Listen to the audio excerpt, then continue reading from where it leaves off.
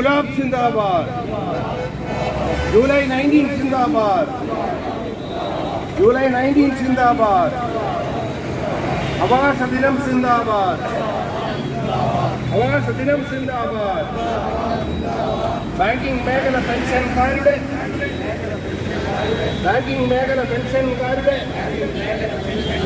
സമരൈക്യത്തിൻ പ്രസ്ഥാനം.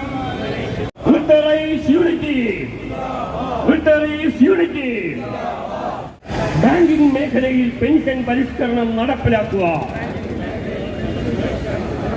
ബാങ്കുകളിൽ ഒറ്റ ഗ്രൂപ്പ് ഇൻഷുറൻസ് പോളിസി കൊണ്ടുവരിക. ആരോഗ്യ ഇൻഷുറൻസ് പ്രീമിയം ബാങ്കുകൾ നൽകുക. സ്വകാര്യ ബാങ്കുകളിലെ പെൻഷൻകാർക്കും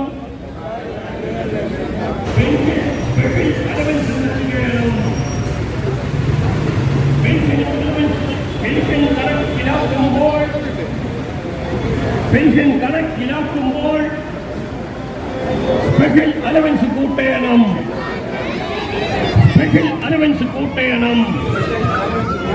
വർധനവെല്ലാം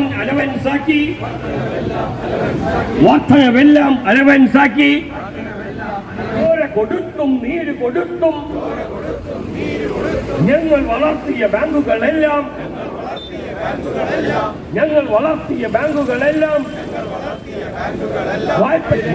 പലിശക്കാർക്ക് ഈ നാടിനെ പണയം വെക്കാൻ നോക്കല്ലേ. IB Park, SBA, SBA, AKBRF എന്നീ സംഘടനകളുടെ സംയുക്ത സമിതിയായ joint forum of bank retirees കേരളയുടെ ആഭിമുഖ്യത്തിൽ ഇന്ന് ജൂലൈ 19 ദേശസാൽക്കരണ ദിനം നമ്മൾ അവകാശ ദിനമായി ആചരിക്കുകയാണ്. ഐപാക്കിന്റെയും SBI ബാങ്കിന്റെയും AKBRFിന്റെയൊക്കെ സമുന്നതരായ നേതാക്കൾ ഇവിടെ എത്തിയിട്ടുണ്ട്. ഫെഡറൽ ബാങ്കിലെ മുൻകാല നേതാവ് ശ്രീ PM ജോസഫ് സാറ്, BFIയുടെ ദേശീയ പ്രസിഡന്റ് CJ നന്ദകുമാർ, ജില്ലാ സമ്മേളനത്തിന് ജില്ലയിലെ ധർണാ പരിപാടികൾക്ക് നേതൃത്വം നടത്തുന്ന ഐപാക്കിന്റെയും SBI ബാങ്കിന്റെയും AKBRFിന്റെയും നേതാക്കളായ ശ്രീ ദാമോദരൻ നമ്പൂതിരി, ശ്രീ ഗോകുലൻ, ശ്രീ CG രാജഗോപാൽ, നമ്മുടെ പ്രിയങ്കരനായ MP ഹൈബി ഈഡൻ, മുൻകൂട്ടി തന്നെ അദ്ദേഹത്തെ സ്വാഗതം ചെയ്യുന്നു. ഈ ധർണാ പരിപാടി വൻ വിജയമാക്കുവാൻ ജില്ലയുടെ വിവിധ ഭാഗങ്ങളിൽ നിരവധിക്കുന്ന എല്ലാ സഹോദരങ്ങളെയും ആക്രമായി സ്വാഗതം ചെയ്തുകൊണ്ട് ഞാൻ പ്രസംഗിക്കുന്നു.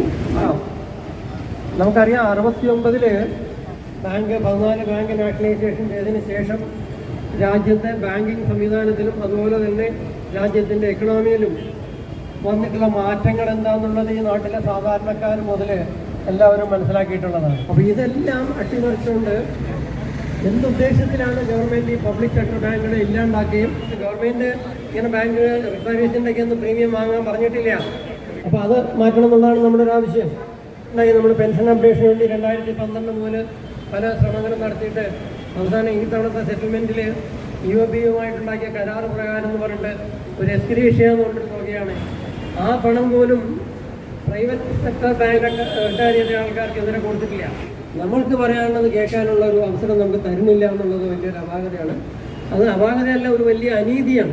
ഈ രാജ്യത്തിൻ്റെ വികസനത്തിന് ഉതകുന്ന രീതിയിലുള്ള ഒരു സാമ്പത്തിക അടിത്തറ ഉണ്ടാക്കാൻ, അതിൻ്റെ ഫിനാൻഷ്യൽ പില്ലേഴ്സ് ഉണ്ടാക്കാൻ ഈ പൊതുമേഖലാ ബാങ്കുകൾക്ക് കഴിഞ്ഞു എന്നുള്ളതാണ് ഏറ്റവും സവിശേഷമായ കാര്യം. അത് സൃഷ്ടിച്ചത് ബാങ്കിങ്ങിനോടുള്ള ഈ രാജ്യത്തെ സാമ്പത്തിക സംവിധാനത്തോട് ഞാൻ കൂടി പങ്കാളിയായ ഒരു വികസനത്തിൻ്റെ ഭാഗമായി തീർന്നു എന്നുള്ള അഭിമാനം പങ്കുവെച്ചുകൊണ്ടാണ് ഇന്ന് നമ്മൾ ദേശസാൽക്കരണത്തിൻ്റെ ദിനം ആചരിക്കുമ്പോൾ അതോടൊപ്പം വിരമിച്ച ജീവനക്കാർ അവരുടെ അവകാശ ദിനമായി കൂടി ആചരിക്കുകയാണ്. ഇവിടെ സമഗ്രമായി നമ്മുടെ അവകാശങ്ങളെ കുറിച്ചൊക്കെ ഇവിടെ പ്രതിപാദിച്ചു കഴിഞ്ഞു. നമുക്കെല്ലാവർക്കും അറിയാവുന്നപ്പോൾ നമ്മൾ നീറുന്ന പ്രശ്നമായി, വേദനിക്കുന്ന പ്രശ്നമായി നമ്മുടെ മുമ്പിൽ നിൽക്കുന്നത് നമ്മുടെ പെൻഷൻ അപ്ഡേഷനാണ്. അതാരുടെയും ഔദാര്യമല്ല, ആരും നമുക്ക് വലിച്ചെറിഞ്ഞു തരേണ്ടതല്ല. ഒരു കാര്യം മനസ്സിലാക്കണം, ഈ രാജ്യത്തെ ജനതതി കൂടി മനസ്സിലാക്കണം. ഞങ്ങൾ ആരും ഒരു പബ്ലിക് ഫണ്ടിൽ നിന്നല്ല പെൻഷൻ പറ്റുന്നത്. വരുന്നത് ഞങ്ങൾ ഉണ്ടാക്കിയിട്ടിരിക്കുന്ന ഈ രാജ്യത്തെ ബാങ്കുകാരുണ്ടാക്കിയിട്ടിരിക്കുന്ന 4 ലക്ഷം കോടിയുടെ പലിശയിൽ നിന്നുള്ള ഒരു അംശം മാത്രമേ ഞങ്ങൾ പെൻഷനായി കൈപ്പറ്റുന്നുള്ളൂ.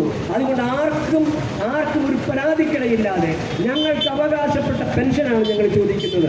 അന്ന് 93 ഇങ്ങനെ ഒരു പെൻഷൻ നയം രൂപീകരിക്കപ്പെട്ടപ്പോൾ അന്ന് കൃത്യമായി 35(1) എന്ന വിഭാഗത്തിൽ എഴുതി വച്ചിട്ടുണ്ട്, ക്ലോസിൽ എഴുതി വച്ചിട്ടുണ്ട് ഇതിന്റെ പെൻഷന്റെ അപ്ഡേറ്റ്.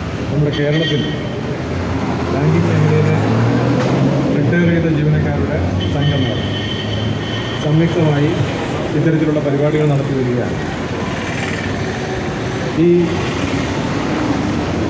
ധർണയിലൂടെ നമ്മുടെ റിട്ടയർഡീസ് സഖാക്കൾ അവരുന്നയിക്കുന്ന ആവശ്യങ്ങളെ സംബന്ധിച്ചൊക്കെ ആദ്യം തന്നെ 2 ലയിപ്പിച്ചു. സ്റ്റേറ്റ് ബാങ്ക് ഓഫ് സൗരാഷ്ട്രയും പിന്നെ state bank of ഇൻഡോറിനെയും.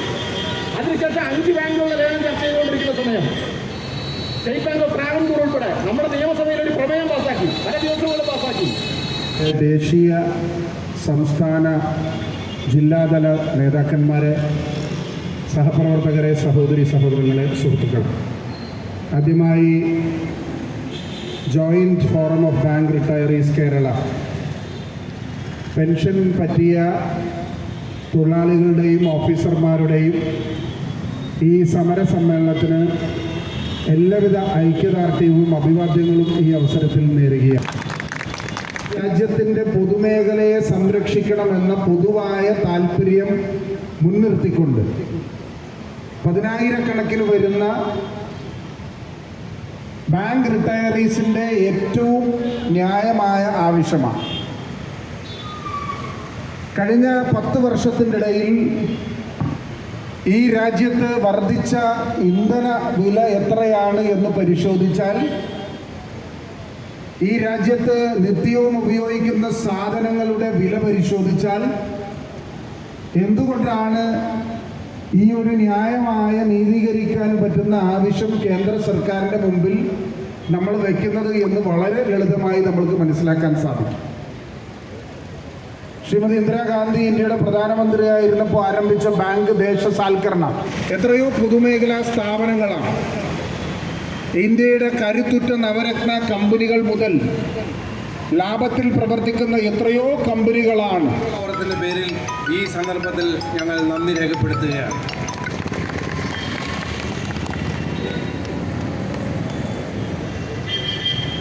Thank you. ബഹുമാനപ്പെട്ട MP അദ്ദേഹത്തിൻ്റെ അസിസ്റ്റൻറ്റിൻ്റെ ഫോൺ നമ്പറും ഡീറ്റെയിൽസും നമുക്ക് തന്നിട്ടുണ്ട്. നമ്മളുടെ വിഷയങ്ങൾ പാർലമെൻറ്റിൽ അവതരിപ്പിക്കാനുള്ള വിഷയങ്ങൾ അദ്ദേഹത്തിന് ഒന്നുകൂടെ വിശദീകരിച്ച് അദ്ദേഹത്തിന് അയച്ചു കൊടുക്കാൻ ആവശ്യപ്പെട്ടിരിക്കുകയാണ്. അദ്ദേഹം നമ്മുടെ ഈ ഇതിനോട് കാണിച്ച ആത്മാർത്ഥതയ്ക്ക് ഒരിക്കൽ കൂടി നന്ദി രേഖപ്പെടുത്തുന്നു. Thank you very much.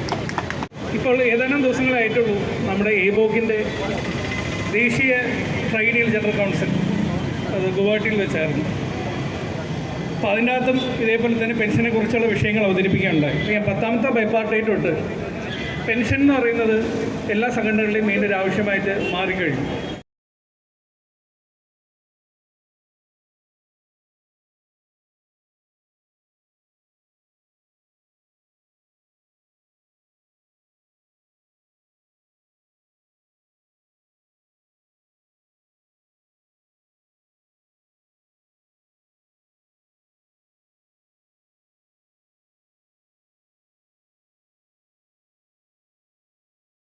ഉദ്ഘാടനം ചെയ്യാനായിട്ട് ഇവിടെ എത്തിയത് നമ്മുടെ പ്രിയപ്പെട്ട MP ശ്രീ ഹൈബി ഈഡനാണ്.